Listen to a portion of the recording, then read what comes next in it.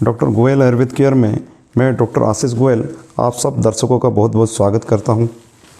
चलिए जानते हैं आज एक ऐसी बीमारी के बारे में जिसको कहते हैं गाउटी आर्थराइटिस या गाउट, और लोकल लैंग्वेज में इसको बोल सकते हैं हम लोग यूरिक एसिड का बढ़ना। यूरिक एसिड्स अपने शरीर में बढ़ता क्यों है, उसका कारण क्या है, उसका लक्षण क्या है तथा उसमें क्या प्रकार का हम लोग इलाज कर सकते हैं, उसके बारे में थोड़ा बहुत जानकारी इस वीडियो के माध्यम से आप सबको देना चाहूँगा। यूरिक एसिड होता क्या है? एक होता है एक तो शरीर में अपना केमिकल जो प्यूरिन डाइट अगर हम लोग ज़्यादा परिमाण में लेते हैं उसके कारण से बढ़ सकता है, या नेचुरली भी अपने शरीर में जो मेटाबॉलिक डिस्ट्रक्शन का प्रोसेस रहता है, जो सेलुलर डिस्ट्रक्शन के कारण से एक प्यूरिन नाम का पदार्थ निकलता है जिसके कारण से उसमें यूरिक एसिड अपने शरीर में बढ़ते जाता है। तो ये दो कारण से हम लोग यूरिक एसिड को थोड़ा बहुत जान सकते हैं। उसका लक्षण क्या होता है? प्राय में देखने को आता है किसी किसी के जौन सा पैरों का बड़ा उंगली रहता है उसमें पेन रहता है, सूजन रहता है, उनको चलने में दिक्कत आता है। वो एक हो सकता है किसी किसी के नी जॉइंट व घुटना में काफ़ी स्वेलिंग आ जाता है, जिसके कारण वो लोग जान नहीं पाते हैं कि क्यों किस कारण से उसका घुटना में सूजन आ रहा है। वो एज के कारण से डिजेनरेटिव कंडीशन हो के ऑस्टियोआर्थराइटिस के कारण से हो रहा है या गाउटी आर्थराइटिस के कारण। तो उसको जानने के लिए हम क्या कर सकते हैं, अपना ब्लड टेस्ट करवा सकते हैं, जिसको खाली पेट करवाना ज़्यादा बेहतर है। और उसमें अगर फीमेल क्षेत्र में बोलें तो उसमें 3 to 6 मिलीग्राम पर डेसीलीटर वो नॉर्मल है। अगर 6 मिलीग्राम पर डेसीलीटर से ज़्यादा है तो उसको हम लोग हाई यूरिक एसिड मान सकते हैं।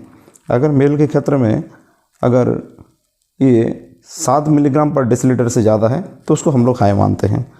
तो इसीलिए उसको टेस्ट कराने के लिए आप खाली पेट यूरिक एसिड का ब्लड टेस्ट करवा सकते हैं।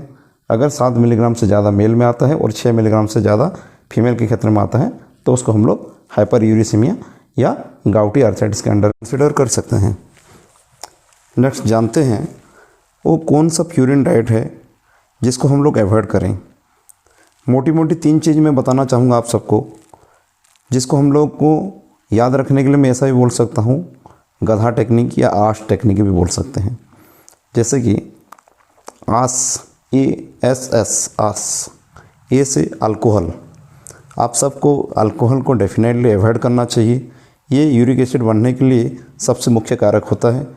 अगर आप कोई भी डाइट अवॉइड कर लीजिए, अगर लेकिन आप अल्कोहल को अवॉइड नहीं करते हैं तो आपके शरीर में यूरिक एसिड बढ़ेगा ही बढ़ेगा, उसका कोई इलाज नहीं हो सकता है। नेक्स्ट सेकंड थिंग हुआ आपका स्मोकिंग। स्मोकिंग को आपको अवॉइड करना ही पड़ेगा क्योंकि वो टोबैको का एक ठो मुख्य स्रोत रहता है, जिसके कारण से आपके शरीर के अंदर टोबैको जाता है और जिसके कारण से आपका यूरिक एसिड बढ़ता है। थर्ड हुआ सिटिंग पोस्चर में ज़्यादा देर बैठे रहना, जिसके कारण से आपको ऑक्सीजनेटेड ब्लड सप्लाई नहीं हो पाता है आपके पैरों में, जिसके कारण से भी आपका यूरिक एसिड ज़्यादा परिमाण में बढ़ता है, जिसका फिर आगे क्रिस्टल्स बनता है और इसके कारण से आपके पैर के उंगली में पेन आता है, दर्द आता है और आपके घुटने में भी प्रॉब्लम आता है। तो इसलिए आपको ये 3 चीज़ को तो अवॉइड करना ही है। उसके साथ कुछ ऐसे डाइट्स के बारे में बोलना चाहूँगा जिसको आपको अवॉइड करना है। जैसे कि उसमें हो गया कार्बोहाइड्रेट ड्रिंक्स, जैसे कि आपका टेट्रा पैक्स में जो सा अवेलेबल रहता है फ्रूट जूस वगैरह, आपको अवॉइड करना है। आप नेचुरल फ्रूट जूस घर में बना के ले सकते हैं, लेकिन बाज़ार में जो अवेलेबल रहता है जो कि 3 महीना 6 महीना तक प्रिजर्व होकर रहता है, वो जूस आपके लिए हानिकारक है, उसको मत लीजिए। नेक्स्ट आपका जौन सा कोल्ड ड्रिंक्स हुआ, आपका सोडा ड्रिंक्स हुआ, ये सब चीज़ में फ्रुक्टोज का क्वांटिटी ज़्यादा रहता है, इसमें आपका यूरिक एसिड बढ़ेगा, इसलिए वो सब चीज़ को अवॉइड करिए। रिफाइंड कार्बोहाइड्रेट्स में आपके जैसे मैदे से बना हुआ ब्रेड हो गया, बिस्किट हो गया, केक हो गया, पैटीज हो गया, ये सब चीज़ को आप अवॉइड करिए। मोमोज, ये सब चीज़ को अवॉइड करिए। उसके साथ साथ जो उनसे बेकरी प्रोडक्ट्स होता है वो सब चीज़ को भी आपको अवॉइड करना है, जैसे कुकीज हो गया, एक्सेसिव अमाउंट ऑफ चॉकलेट्स, आपका शुगर प्रोडक्ट्स, कैंडीज, ये सब चीज़ को आपको अवॉइड करना है। इसके कारण से भी आपका यूरिक एसिड बढ़ सकता है। नेक्स्ट हम जानते हैं और क्या ऐसा कारण है जिसके कारण से आपका यूरिक एसिड बढ़ेगा। Excessive amount of protein intake. अगर हम लोग रेगुलर बेसिस में अगर मांस मछली खाते हैं, मांस का सेवन करते हैं, तो उसके कारण से भी आपका यूरिक एसिड बढ़ेगा। बहुत लोगों का सवाल रहता है क्या हम लोग मीट खा सकते हैं। हम लोग तो प्राय एडवाइज करते हैं मीट ना खाने के लिए। कोई अगर बहुत ही ज़्यादा रिक्वेस्ट करता है थोड़ा बहुत कभी ले सकते हैं कि हाँ ऐसा हो सकता है 15 दिन महीने में थोड़ा बहुत आप ले सकते हैं, थोड़ा बहुत एक वीकली एक आध बार ले सकते हैं, उसमें आपका यूरिक एसिड ज़्यादा नहीं बढ़ेगा, लेकिन better to avoid. Next one हो गया आपका पालक यूज कर सकते हैं या नहीं। हम लोग यूजुअली इतना पालक कहाँ यूज करते हैं, साल में कोई 8 दिन 15 दिन ऐसे ही यूज करते हैं, इतना भी से आपका यूरिक एसिड नहीं बढ़ेगा। महीने में एक आध बार आप पालक खा सकते हैं, उसमें कोई दिक्कत नहीं है। मिल्क प्रोडक्ट्स थोड़ा बहुत यूज कर सकते हैं, उसमें कोई दिक्कत नहीं है, लेकिन ऐसा नहीं कि उसमें फैट कंटेंट ज़्यादा हो। आपको मलाई निकाल के आप वो दूध को सेवन कर सकते हैं, उसमें कोई असुविधा नहीं रहेगा। उसके साथ दही थोड़ा सा ले सकते हैं, छाछ ले सकते हैं, ये सब चीज़ लेने में कोई दिक्कत नहीं है, थोड़ा बहुत उसको यूज कर सकते हैं। ऐसे भी अपने शरीर के लिए प्रोटीन भी ज़रूरी है, तो बिल्कुल पूरा प्रोटीन छोड़ देंगे तो भी आपको प्रॉब्लम आएगा। उसलिए आपका राइस के साथ जितना दाल चाहिए दाल भी ले सकते हैं, लेकिन दाल बनाने का एक विधि रहना चाहिए। उसको कुछ आधा 1 घंटे तक आपको पानी में सोक करना चाहिए, थोड़ा उसमें नमक डाल सकते हैं, हींग डाल सकते हैं। आधा 1 घंटे रहने के बाद उसको आप कुक करके लेंगे तो वह ज़्यादा बेटर आपके शरीर के लिए बन जाएगा। उसके कारण से आपका यूरिक एसिड भी नहीं बढ़ेगा। तो ये सब चीज़ को हम लोग अगर मान सकते हैं तो हमारे यूरिक एसिड को हम लोग कंट्रोल में रख सकते हैं।